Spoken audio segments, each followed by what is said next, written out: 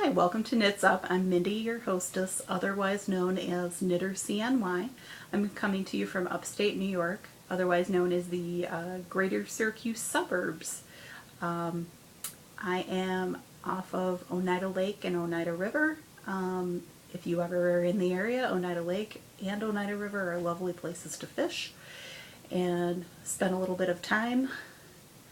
It's a nice vacation spot, relatively inexpensive, and we have some fun stuff to do, and I hope you come visit. We do have a few yarn shops in the area, although a few of them have closed recently. I am going to breeze through a couple projects I'm working on and also talk about maybe a project I might be doing in the future. We'll have to see. I've kind of shifted some things, so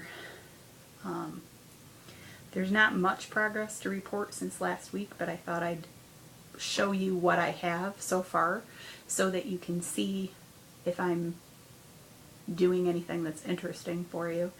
The first thing that I haven't worked on, but we talked about last week, is the tweed stripes afghan. I was about this far on it.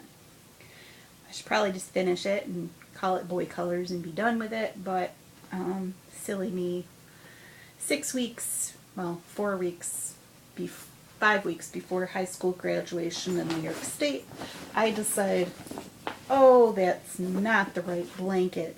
I need to start a different blanket for a boy.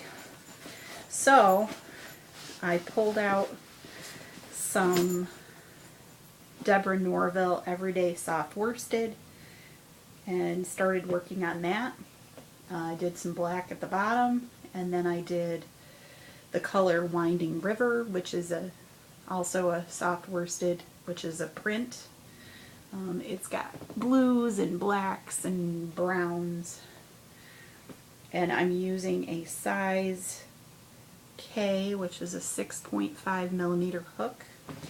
This is a Crochet Dude hook that was like 99 cents at Tuesday Morning at one point.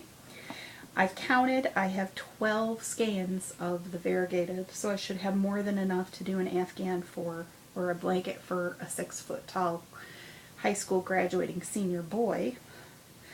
And I'm doing, all I did was chain 100, and I'm doing half double crochet across. If you've never done half double crochet, that's pull a loop over the top, go into the stitch, pull a loop up, so now you have 3 loops on the hook, put another loop over there, and pull all 3 of those stitches over it. So it's just that repeated over and over and over again, but the pattern that's coming out is because of the variegation in the yarn.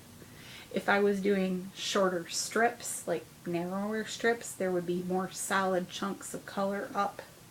But I didn't really want that because I thought it would look odd and I didn't want to seam anything. That is living in this, which is an art yarn bin, which I picked up at Joann's on sale, half price with a coupon. So that was a good deal. All of the yarn fits in there, although it needs to be coaxed in at certain points, but it does keep all of those skeins in there. And you can either hook it this way, or there is another little thing here you could hook it over and kind of carry it like that. Now if all else fails, I broke down. I did make a blanket last year that had for the boy's sister, who used Bernat blanket yarn. I have almost a whole entire skein of, Bernat baby yarn that's in the vanilla colorway. And then this week I went out to Walmart, carries it as well. So I thought, hey, I'll buy some blanket yarn there. So I picked up 2 skeins of Sonoma. These are 5.3 ounces a piece, so that's 10.6 altogether. This is a 10.5 ounce skein. And then Joann's had half price coupons, so I picked up this skein, which I've already taken the label off of, so I'm not really sure what color it is, but it's reds and greens and beige. And then last night I went over and they had another 40% coupon, and I picked up Bernat Baby in the baby sand colorway, and it's really the color of sand. It looks gray in the shot, but it's not. I'm facing the setting sun, so that's what the story is. So this is how these all look together. Let's try and get them in the shot so they're all actually in the shot. They look like that together. I don't know how readily you see that, but they all sort of go together. I'm not sure what design, if any, I would do because there's only 4 skeins. I did email somebody on private message, somebody on Ravelry, that had done a blanket. I think it was with either size 19 needles or size 11 needles, and it was really pretty. And she only used 4 skeins, but she never said what she did. I think she did garter stitch and then stockinette stitch, and she never put how many stitches she cast on. It says personal pattern. I don't know how many stitches she cast on, how big it was. So I messaged her to see if she would respond or not, to see what's going on there, because I'd like to sort of do that. And then the very last thing I think I'll talk about is I've been doing dishcloths as well. I don't have the bag right here, but today I was picking up some stuff at Walmart, including a new clothesline, because I decided it was such a beautiful day I needed to dry some towels and sheets and bedspreads out on the line. My very glamorous life. It's a really good thing I had a second set of sheets for the bed that I sleep in, because I went to go get into bed last night and I looked and the cat had yacked on the bedspread. Yay. So all of that went into the washer, after things were cleaned up off of it. And so I decided that would be good to dry out in the line, after all of that got washed up. But I had another set of sheets, thank God. This is my glamorous life, cat yak. So anyways, I was going through Walmart to get a new clothesline, and decided to go look at the yarn, which was always a fatal error. But they had, this was today, and today is the Sunday, the 22nd? 22nd? This is Peaches and Cream. This one's Strawberry Stripes. This is, does it tell me what color it is? This is Poppy, although poppies in the U.S. are generally red, and they're generally out this time of year here. And then this last color is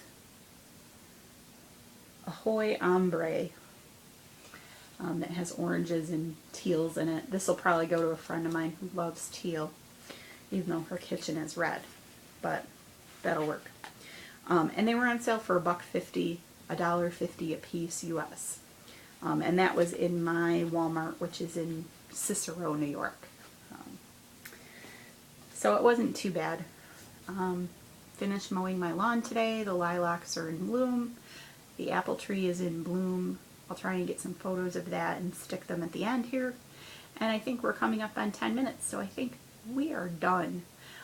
Next weekend, I will not probably be recording unless I record in the hotel room, because I am going to go to Cleveland, Ohio to the Rock and Roll Hall of Fame for vacation. The lad's been a little nutty. My birthday is a week from Tuesday, so I can take that birthday day and not have it count towards vacation days. So I can have a free birthday day. So I'm going to do that and spend some time out there. I'm debating also maybe going down to the Great Lakes Fiber Festival that's in Wooster, Ohio. If anybody knows anything about that, tell me about it. I've been to Rhinebeck before. I've been to the Finger Lakes Fiber Festival. It's an hour south of Cleveland, so it would be quite a bit of driving. And I don't know necessarily that I really need to go because I have enough yarn for the next 1,000 years. But if anybody has gone to this or is going and can tell me more about it, like how big it is it, you know, I've seen some of the vendors. I mean, is it small? Is it huge? Is it worth somebody from out of state going to? Let me know that. And if you know any cool things to do around Cleveland or that area, let me know.